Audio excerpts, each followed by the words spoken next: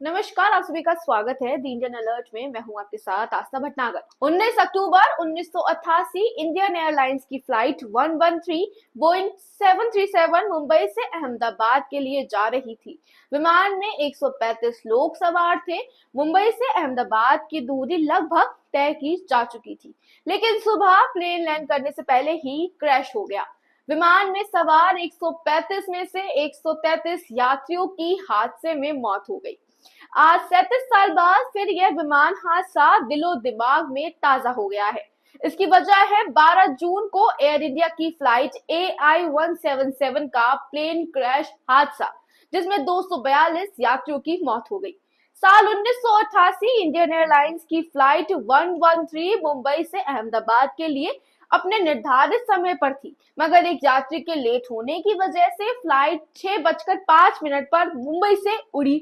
Flight जब हवा में थी तब से ही मौसम खराब होना शुरू हो गया था। कोहरा ज्यादा था, विजिबिलिटी कम होती जा रही थी। फ्लाइट में कुल 135 पैसेंजर सवार थे। प्लेन में 2 पायलट और 4 क्रू मेंबर्स थे। फ्लाइट के पायलट OM दलाया और फर्स्ट ऑफिसर दीपक नागपाल थे। अब सवाल, प्लेन क्रैश हुआ कैसे?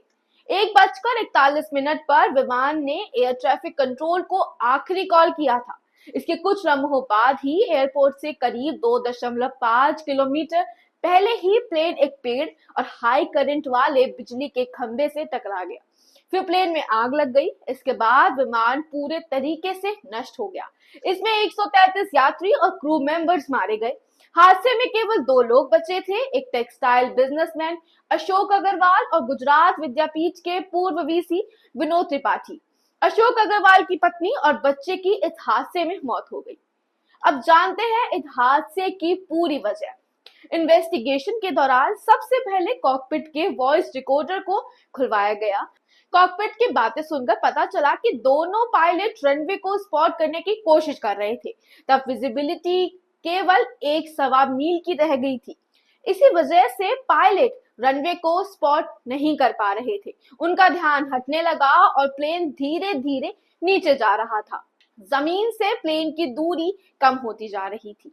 रिपोर्ट्स के हिसाब से यह बताया जा रहा है कि पायलट ने एयर ट्रैफिक कंट्रोल से लैंडिंग एक्सेस मानने जैसे अहम गाइडलाइंस को भी फॉलो नहीं किया था। रिपोर्ट में प्लेन क्रैश का जिम्मेदार पायलट्स और एयर ट्रैफिक कंट्रोल को बताया, क्योंकि ATC ने पायलट्स को इस बात की ठीक जानकारी नहीं दी थी कि विजिबिलिटी कितनी है। जस्टिस माथुर आयोग की तरफ से आगे की जांच में इंडियन एयरलाइंस और भारतीय विमानपत्तन प्राधिकरण के बीच संयुक्त लापरवाही पाई गई।